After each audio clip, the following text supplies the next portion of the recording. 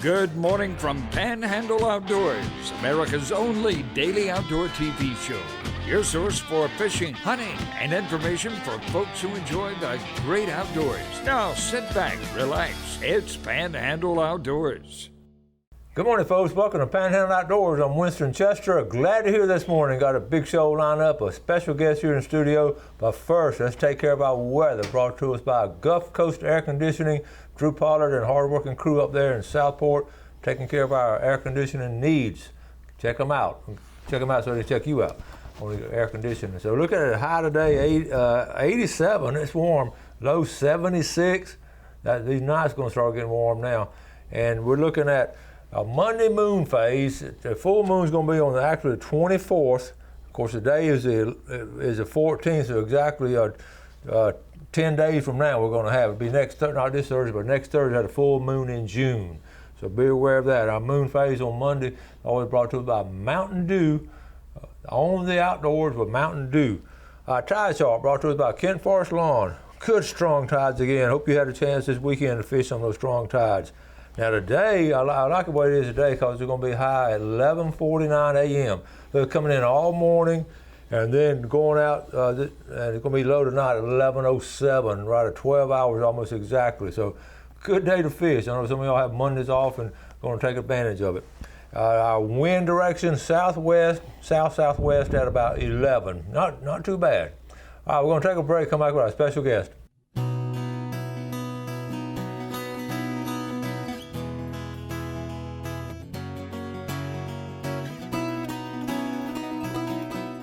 Welcome back, and welcome to a familiar face here on Panhandle Outdoors, Officer Bobby Ramos. Good morning, sir. Thank you. Welcome back. He was here waiting on me. First trip here to Studio A. That's right. Big time now. Real studio. That's right. All the technology looks great. Thank you. Thank you very much. Glad to have you. And man, I know you got a lot of stuff. Yes, sir, we do. What's been going on? All right, well, as most of your viewers probably understand, a lot of our reef fish have closed for the season, and then some of them have opened back up. Mm-hmm. Real briefly, greater amberjack and the gray triggerfish recreational seasons in Gulf State and the federal waters did close on the 1st of June. Mm-hmm. The last day of harvest was on 31 May. However, the season for both of those species will come back open again on August 1st. Red snapper is in full swing. I know you've been getting some great brag shots on pictures of those fish coming in. I just had to filter them out. I got so many. Oh my goodness! I have seen some quality fish come in myself over there. So a lot of good fish in there. Well, that season did open on the 4th of June in Gulf State and federal waters, and remains open through midnight on July 28th, closing on the 29th. So that's going to give us a season of 55 days this year for our red snapper, which is a pretty lengthy season for us here. I think most people are pretty pleased with that. Mm-hmm. That season does apply to recreational anglers fishing from private vessels in Gulf State and federal waters. Now, your for-hire operations that do not have a federal reef fish permit may participate in the season, but they're going to be limited to fishing in the Gulf State waters only without that permit.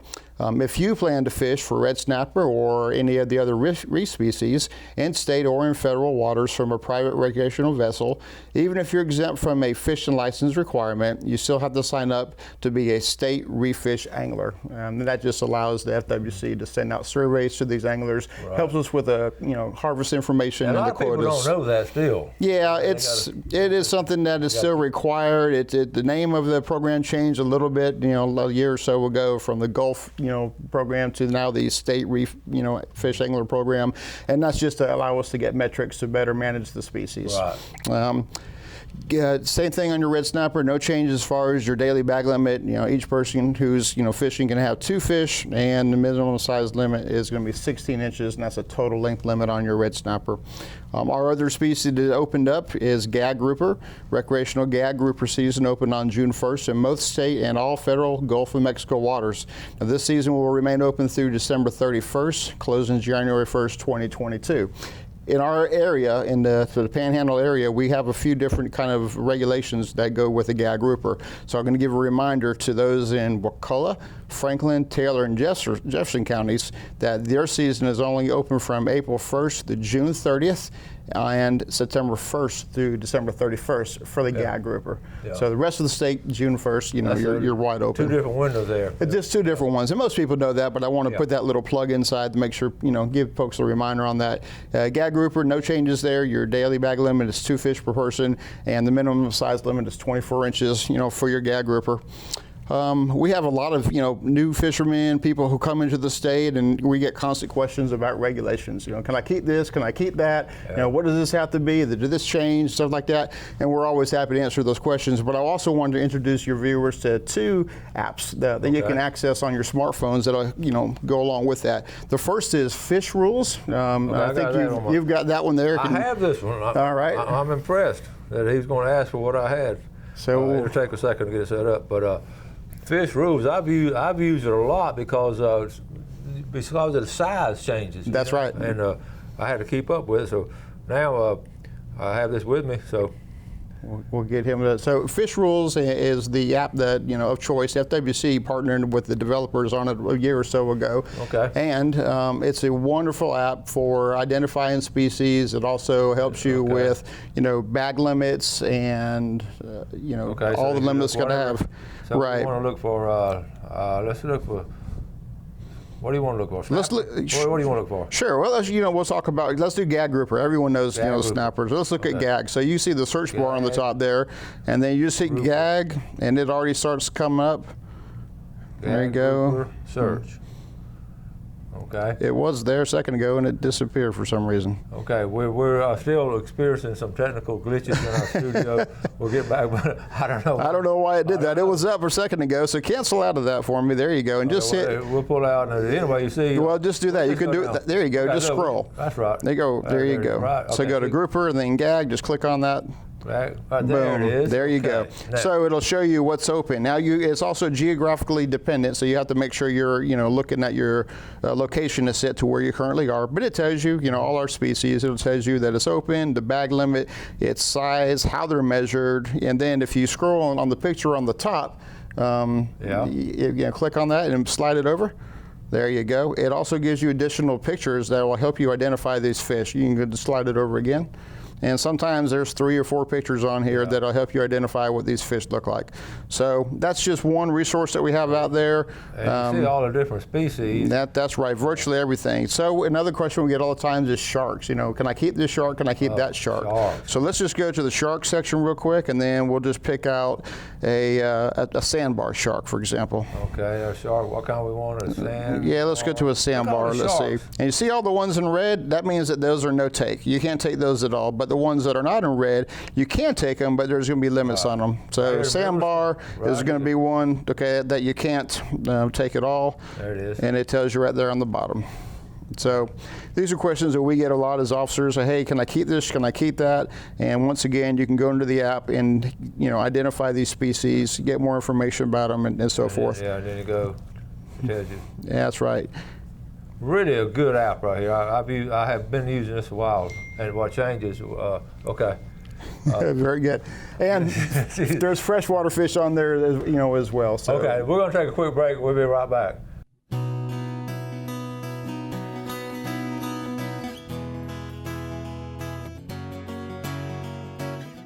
Okay, welcome back. We're jumping on all these rules and regulations that we all need to know. Officer Bobby Ramus got up early, drove all the way down here from close to Milton, and we're just glad you made it.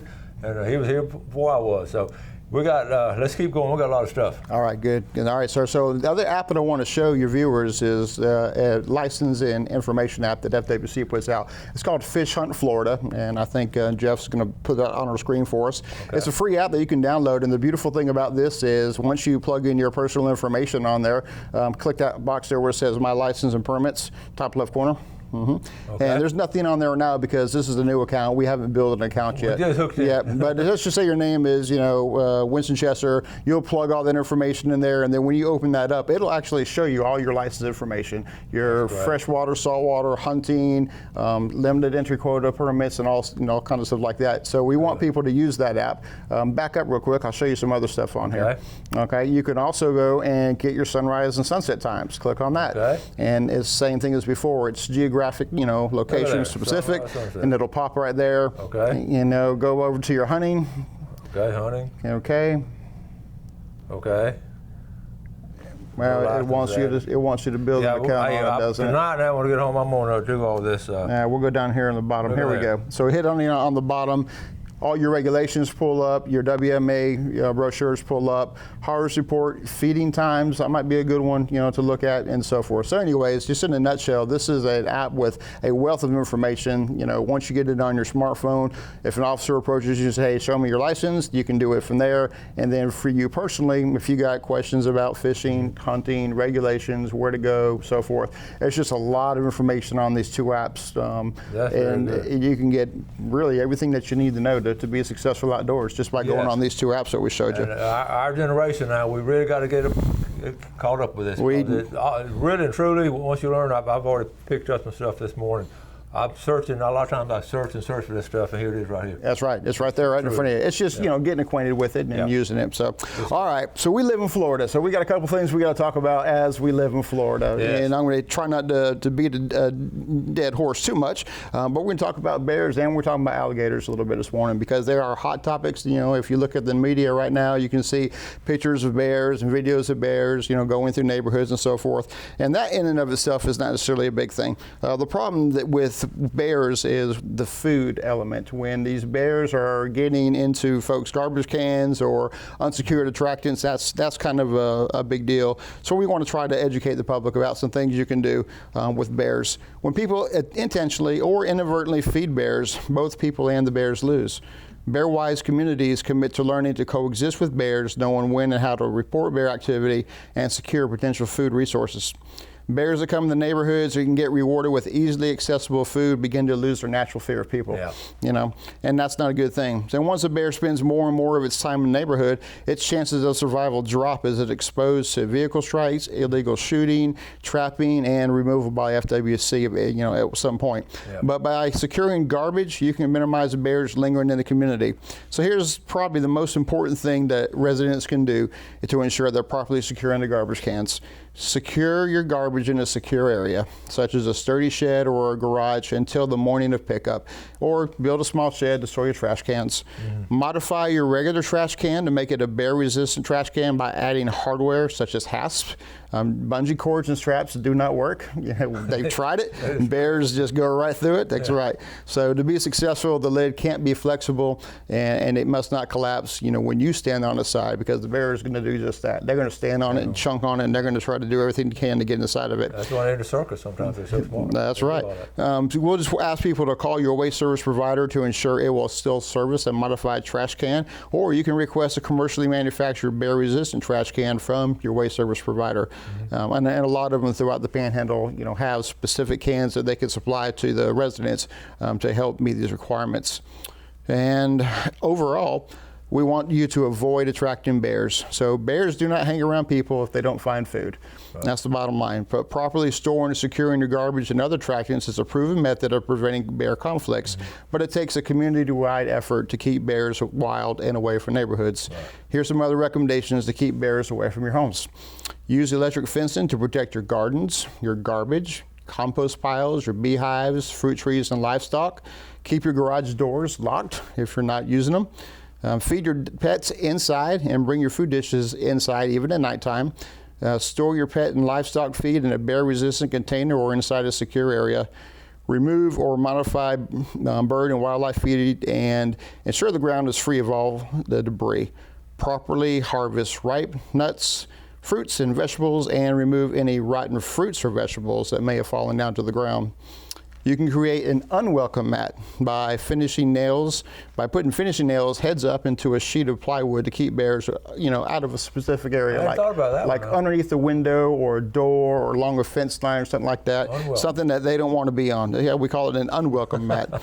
If you have outdoor refrigerators and freezers, making sure that those are completely locked up and away from the bears, and clean any kind of meat smokers and barbecue grills with a degreasing detergent and store in a very secure area. So dispose of any kind of food remnants or grease, and just remember, a fed bear is a dead bear. Oh, that's a good little slogan. Yeah, so we don't want that. Bears have just a remarkable olfactory sense. They can smell things 10 miles away, and their sense of smell is remarkable. So if they can smell it, they're going to try to get it. That's right. All right, we got a quick little break. We're going to take a final break. We got all kind of other stuff. We got some case of the month coming up. So let's take a break. We'll be right back.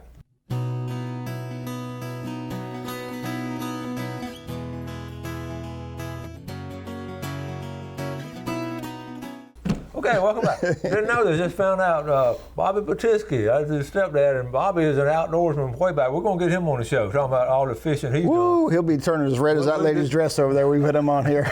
Okay, we got a lot to talk about. Fishing game forecast today brought to us by Blue Water Outriggers in Port St. Joe. 256 to 456 this morning, 322 to 522 this afternoon.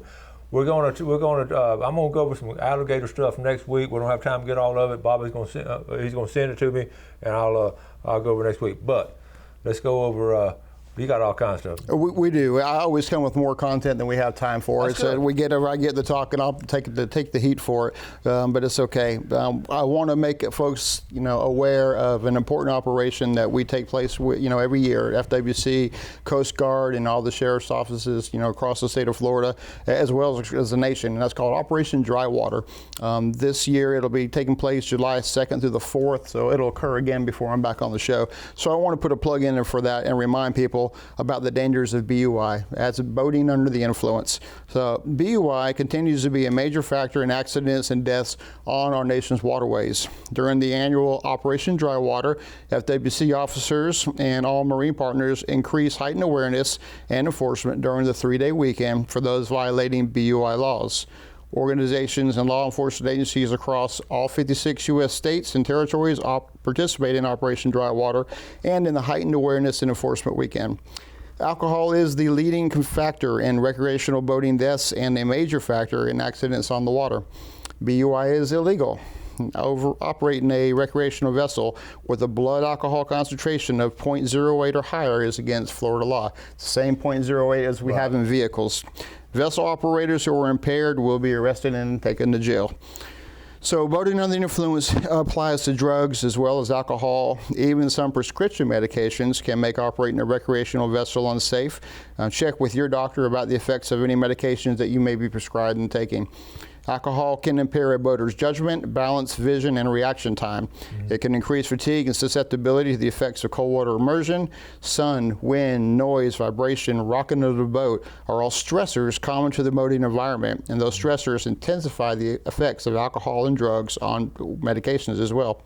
And it's not illegal for the operator of a vessel to consume an alcoholic beverage, but that person cannot become impaired. Right. And I know we were talking about before we came on air, you got certain hot spots. I know in Destin over there, we talk about Crab Island, and then you said a place that's popping up over there toward Pensacola. Pensacola Pass area, Fort McRae, Sand Island, absolutely. Here behind Shell Island, although a lot of families behind Shell Island, but it still can be some hot spots. So this is what y'all have to deal with. It is, and we respond to, one per year would be too many, but, unfortunately it's even higher than that when there's a fatal boating accident, and certainly all boating accidents can be prevented through, proper care and exercise and good decisions, but when alcohol is involved, people tend to make some bad decisions. Yeah, and this time of year that happens a lot. It does. Okay, so we're going to talk more about that as time goes on, because you look at I looked on the chart the other day at all the boating fatalities, and a huge percentage of them were alcohol related. They are, unfortunately. So I know y'all been working hard on it recently. We do absolutely. We spend a lot of time on it. It's not our favorite part of the job, but it's one of the most important parts of the job. Well, as an outdoor person who gets on a boat, we appreciate it. Our viewers appreciate y'all doing it. I'm serious. We don't like them out there. We don't. No. Okay, case of the month. We got 3 minutes left. All right, so we'll run through this here. This is in Okaloosa County, where Lieutenant Molnar received information in reference to an approximately 4 to 5 foot alligator that had been killed and left on the bank of a small pond. The complainant reported that the suspects came back to the scene later in the day and then took the alligator away. So Officer Pritchard and Lieutenant Molnar responded to the scene, collected evidence that was on the scene. The following day, 3 males were observed fishing the same spot in the same area where that alligator was killed. So Officer Pritchard, Officer Mercy, and Lieutenant Molnar made contact with the subject, started asking some questions, and did a little interviewing. And the officers actually received confessions from the 3 subjects who killed the alligator. They took it to a residence, cleaned the alligator, and then threw the carcass away in the Shoal River. So those subjects provided the officer 3 bags of alligator meat, and which those were seized as evidence. And then all 3 of those individuals were charged with illegal take and possession of an American alligator. Well, I don't think those boys sat on the front row in class. They were real smart. Okay, we got another one, or we got a minute. Yeah, we got about a minute and a half ago. All right. So Officer Forehand in Jackson County got a complaint about a resident with living in some farm fields. Complainant stated that about midnight he heard a gunshot on one of the fields and immediately ran out, and he saw a vehicle that he recognized from another farmer. Officer Forehand came out, responded to the area, and located a freshly killed doe deer. Following day, Officer Forehand met with the suspect, who admitted he shot the deer, and he was charged with taking deer during the close season and also taking deer, by gun and light. So even though here we are in June, we still got people shooting deer, shooting alligator. Yeah, and come on, folks. Y'all are catching them. Yeah, what's the fine? Roughly the fine on deer? It's up to the judge. These are we're going to send folks to court on a situation like that. They're typically a second-degree misdemeanor. Maximum punishment is 60 days in jail and $500 for a first offense. Okay. Yeah. But then a lot of times you get repeat offenders, so it's going to go. It can be higher than that, and that's where we leave it to the courts to decide that. And the same way with the gators, or is that a more federal? Pretty much all the same. Okay. Yeah. If it's charged with a state crime, it's going to be in the same line of work. Okay, so we about got to wrap it up here, so we appreciate you coming up. You got a busy week ahead of you? Always. Weekends are prime time for us, so I do all the work on the weekend and play catch up during the week. And that's when you do your reports and all during the week, but then you get in the field on the weekend. That's right. That's a busy job. We do a lot. We stay busy. We want you to always support our FWC, and if you see something going on that shouldn't be going on, like a lot of drinking or alligator somebody shot, let them know, and they'll take care of it. I appreciate what they do, and I know a lot of the officers there have known them my lifetime. I had a great uncle that was with y'all way back in the 40s and 50s, so I appreciate y'all.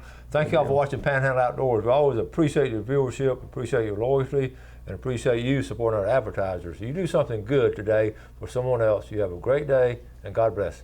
Thanks for watching America's only daily outdoor TV show, Panhandle Outdoors with Winston Chester, featuring hunting, fishing, and other activities and information to help you enjoy the great outdoors. Join us next time for Panhandle Outdoors.